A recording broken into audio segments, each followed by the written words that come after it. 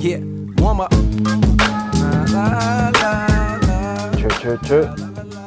But I just realised, been doing this podcast, this Tough Talks podcast for maybe a month or so, and I just realised, fucking hell, I haven't even spoken in my own personal views, my own personal journey into Tāmoko, into being a full-time artist. So today's the day. I'm going to talk about, my own personal journey into becoming a full-time artist and my own personal journey into how I got into Tāmoko. So this kōrero was going to be about just that.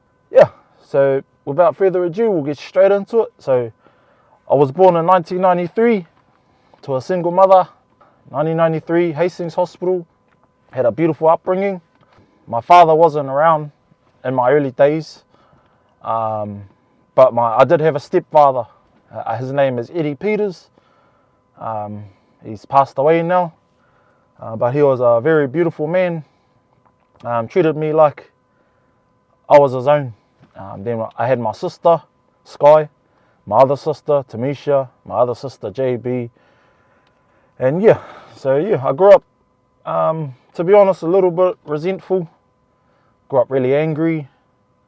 I suppose looking at my other mates and that, and everyone had a dad, and take them ealing and teach them how to be a man. So I suppose growing up, I harboured a lot of anger, and the environment I grew up in was, Hastings, a lot of gang members, a lot of domestic violence, alcoholism, all that fucking bullshit.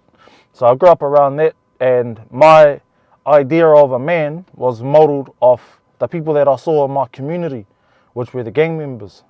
So I created this character.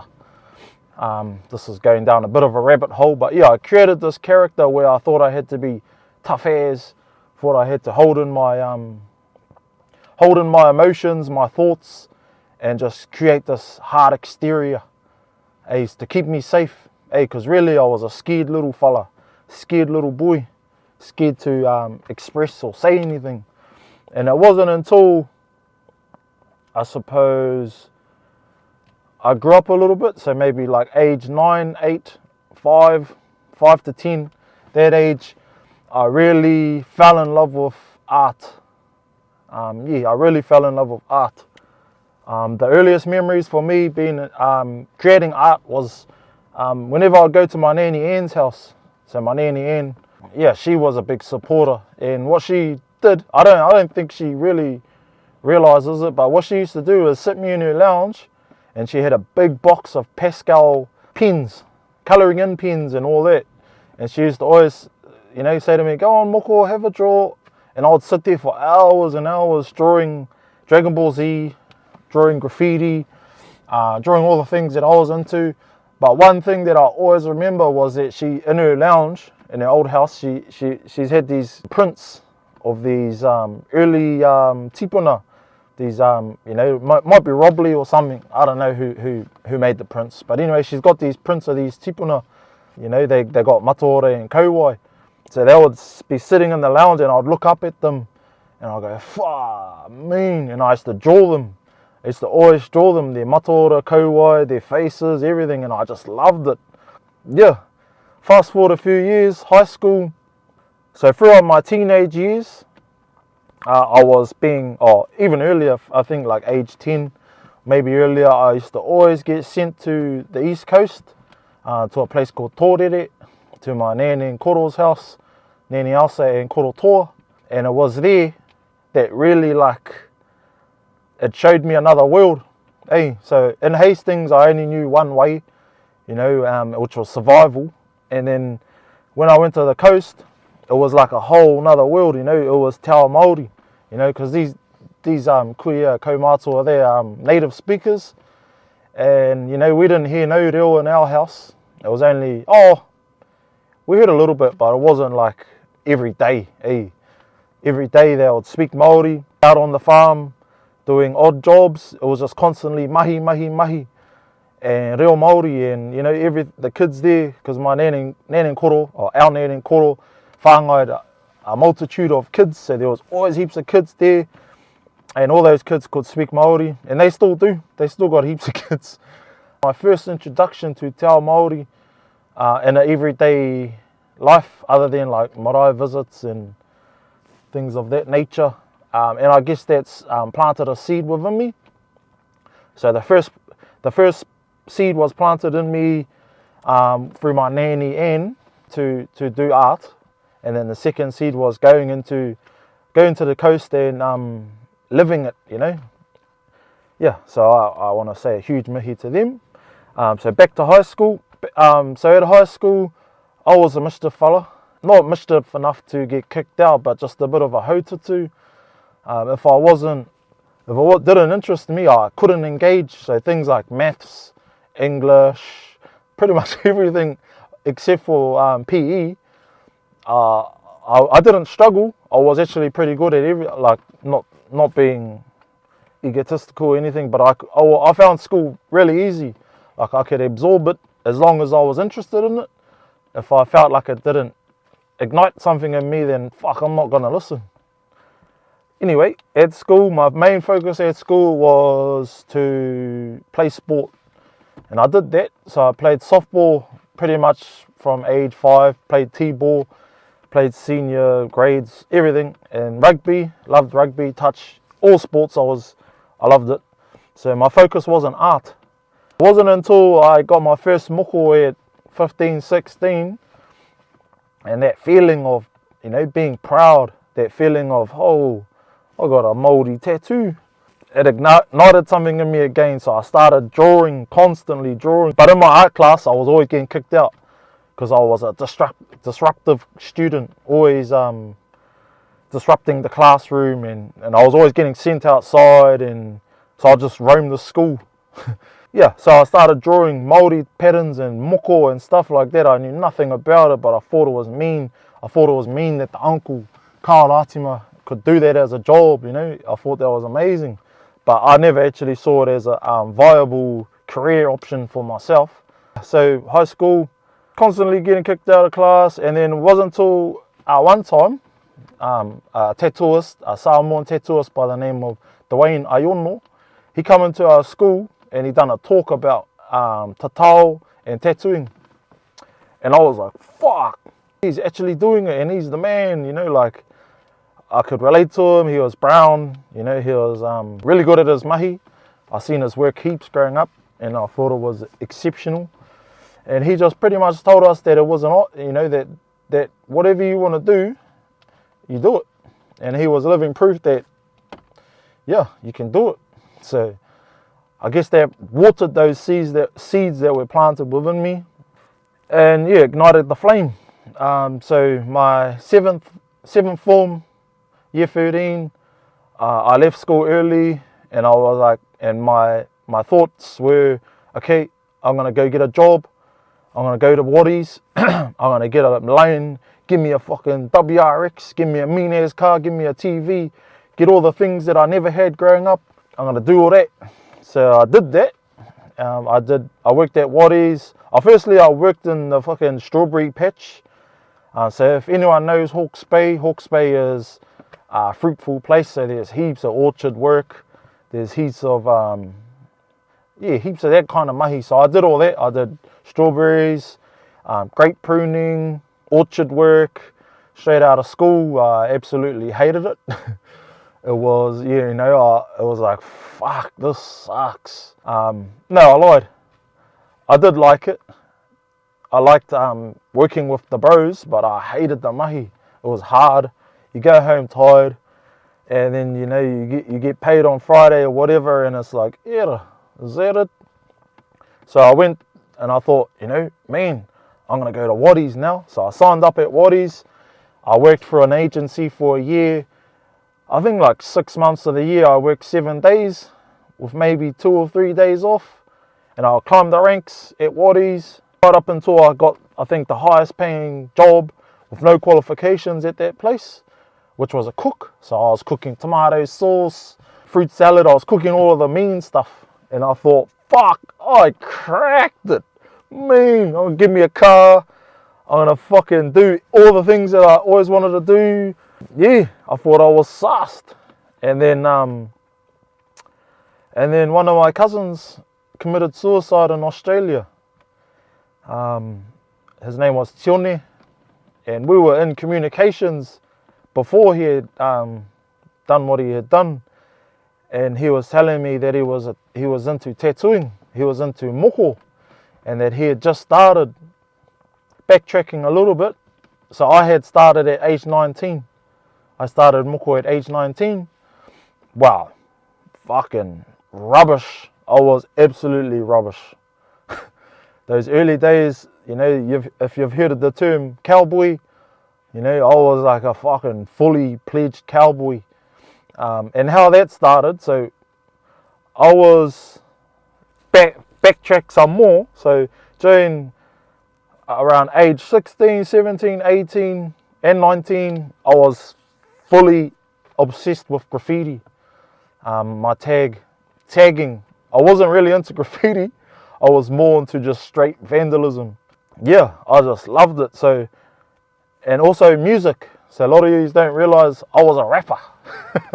So from age 12 right up until my early 20s, I was rapping, and I was actually recording music with my mates, my best mates, Isaac Shadrock and Puna Lachlan.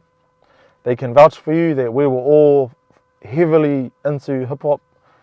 And I guess why hip hop resonated with me was like they spoke of the same issues, poverty, domestic violence, gangs. You know, when I listen to that music and I look outside, oh yeah, same thing. So when I listened to music, I felt like I could relate to something. They were speaking about what I was going through. I'm not saying that I had fucking terrible upbringing or nothing like that. Like, it was nothing like what most people have. Like, but we were definitely on the cusp of being pretty ragged. So yeah, I started rapping at 12. At intermediate, we first started writing music in that. 13, 14, and then I think about 15 we started actually fully like committing ourselves to music. So throughout my whole teenage years, I'd go to the odd party, but mainly we were at home recording music, and some of that music is still around, but I'm not showing you. What I liked about it was how I talked about earlier was we had to create these shields to protect us. You don't express yourself, you don't talk. So music was a way to further enhance this character that you build for survival and express it, and you're expressing yourself at the same time. So it was another way, another avenue for me to create something, to be an artist. Because you got to remember, I never thought myself as an artist, but you know, I was creating art, whether that was hip hop, graffiti, poetry, all of the art. You know, I was doing all that stuff. But I didn't realize that it was, you know, an artist. Yeah. And then, yeah, so we performed. We did a tour, we did gigs and all that with, shout out to Ben Friday. Shout out to the bro, he took us on tour with Smash Proof, Dave Dallas, Dirty Sesh, a whole lot of New Zealand rappers, Sir T, Young Sid. We got to tour and mingle with them for a bit. And then graffiti. So during my teenage years, I was in, you know, a rebellious phase, you know, back to, I didn't like to express myself verbally to my friends and that. So what I did was graffiti. What I loved about graffiti was that you could paint your name around the town, and the people that knew that name was associated with you were able to like give you like props, like, you know, give you a huge mihi, because, you know, you get your name seen around. We call it fame, you know, oh, he's famous because, you know, he's tagged everywhere. And that was the goal. That was the whole objective, was to get out and get your name out there. So it was mean, because like what I really loved about it was like you could be anonymous, but at the same time famous. Hey, you're getting your voice heard without saying anything to anyone. You're just drawing. So I used to do that constantly, and then I was obsessed with it. I was like going out tagging at midnight during most school days and, you know, weekends, and then from that I met a crew of boys. They were all older than me. I think they were in their 20s. I was still at high school, and they would like they would like give me cans. They would like give me and the bro like bags of paint to tag, and they were like buzzing out at us because we were young, crazy. We were on all the rooftops in Hastings. We were on all the billboards. We were everywhere. We were just going hard.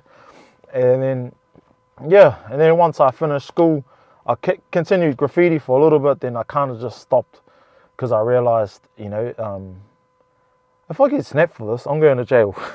So I was like, fuck that. Hey, I've heard all the stories about jail and nah, babe. So I kind of stopped it, but I was still drawing and graffiti at home. So yeah, those are my two other passions. But going back to my cousin Tione, yeah, Tione was an amazing artist. He lived in Australia. He sadly passed away, but I was at Waddies, like I said earlier, and I thought I had cracked it finally. I thought I was sussed. I thought that was me. No, you know, this is me. I can see myself here for the next 20 years or whatever. And when he passed away, I was devastated because we had plans, or the idea was like, yeah, cuz if you get into tattooing, then I'll come home and we'll open a studio and all this stuff. And I was like, yeah, oh yeah, that'll be me. And then when he passed away, it kind of like, fuck, you know, I got to carry this on.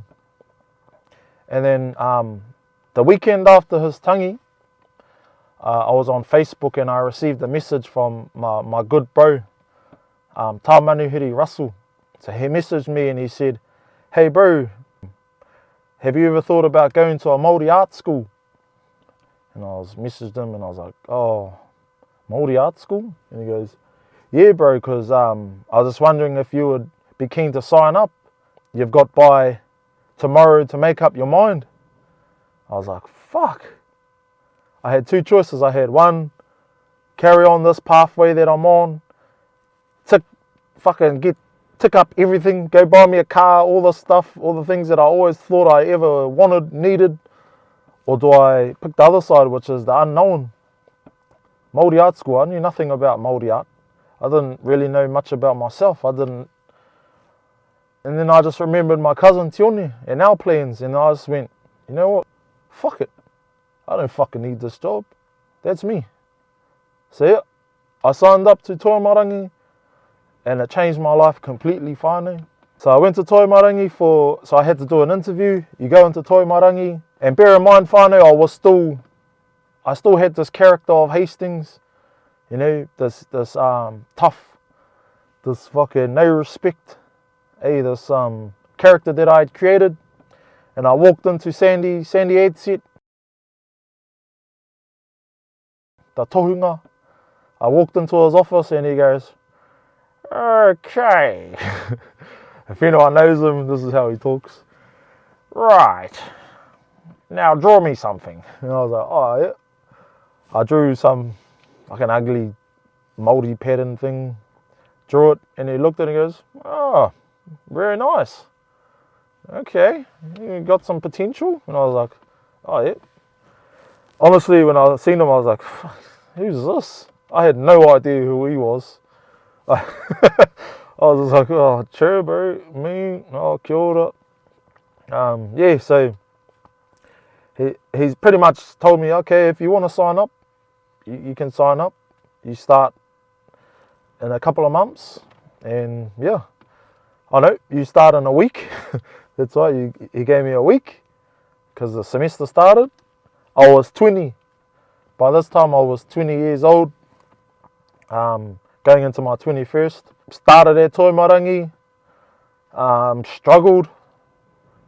I had a big identity crisis. I didn't know how to mingle with people that didn't share the same views that I did at the time. At Toimarangi, we'd have the speaker that everyone kind of shares, and I used to hog it all the time. And all I used to listen to was Tupac and hardcore gangster rap. And our whānau at Toimarangi, you know, we got all sorts of demographics, all sorts of different age groups.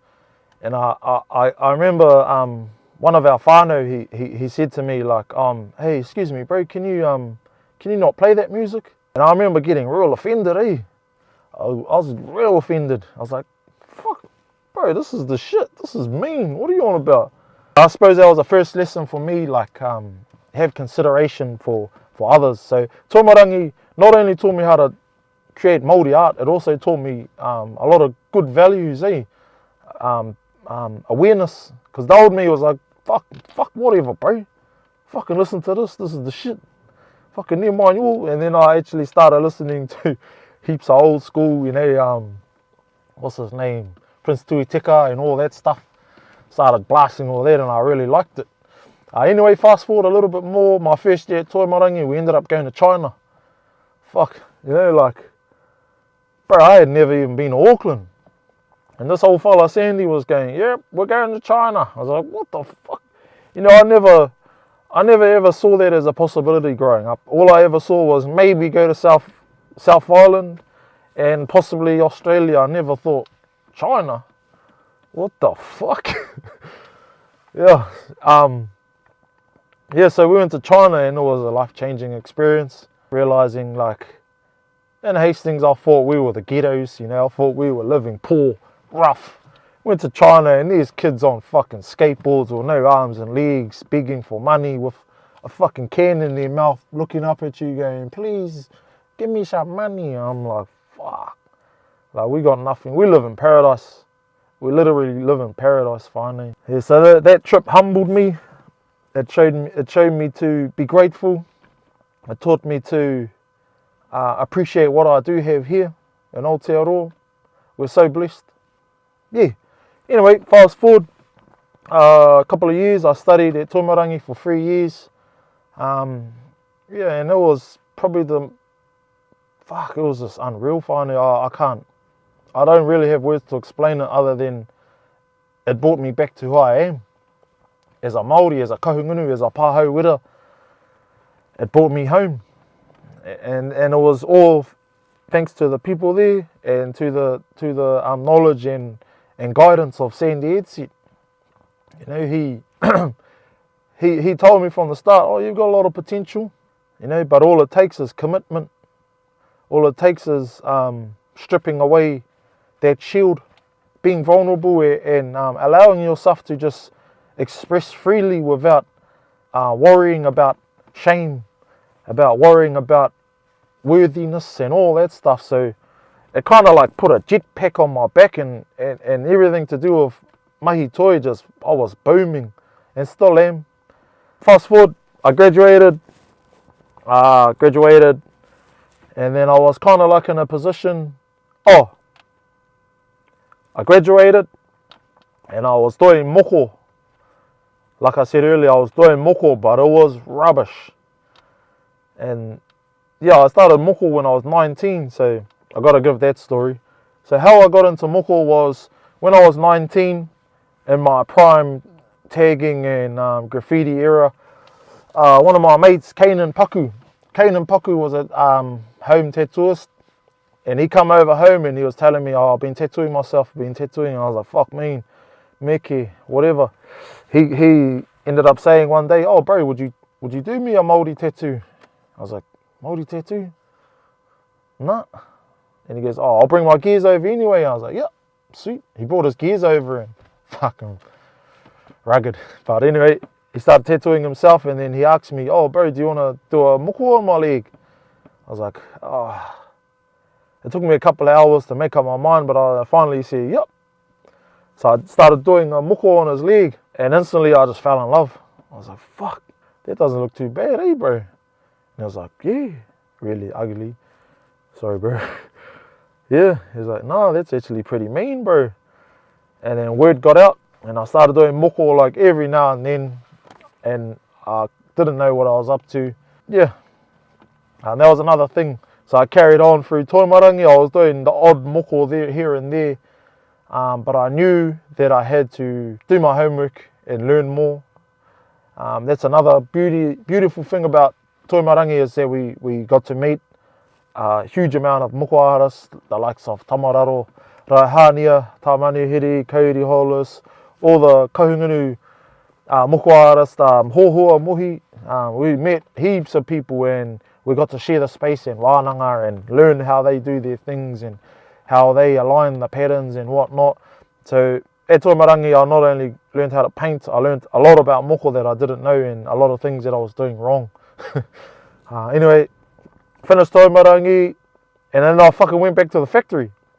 I went to the fucking meatworks for a season, and I loved it. I was like, fuck me, I'm getting money again, because as a student, your pohara is. I was like, fuck me, I'm getting money, $900 a week for like fucking 50 hours or whatever. I was like, and then I slowly started going, oh fuck this. And then Tāmanuhiri fucking messaged me again. He goes, bro. And at the time I was down in south. I was in Timaru. I was down there working at the meatworks, and he messaged me and goes, bro, I'm gonna open a moko studio. Are you keen? I was like, fuck yes. Oh, I was like, yeah, bro, 100%. So I came back. I think I came back just in time for the opening of Our Inc. There was heaps of different things in between. Like, it wasn't just magically appeared. Like, there was different wānanga that happened to establish the shop, the whare moko. But yeah, so we started at Our Inc. and yeah, the rest is history. Yeah, Vietnam, now I am. Hey, and they asking, I tell them, Mr. Vietnam, hey, your glasses to the sky, yeah, warm up, this is the last call for alcohol, this is the warm up.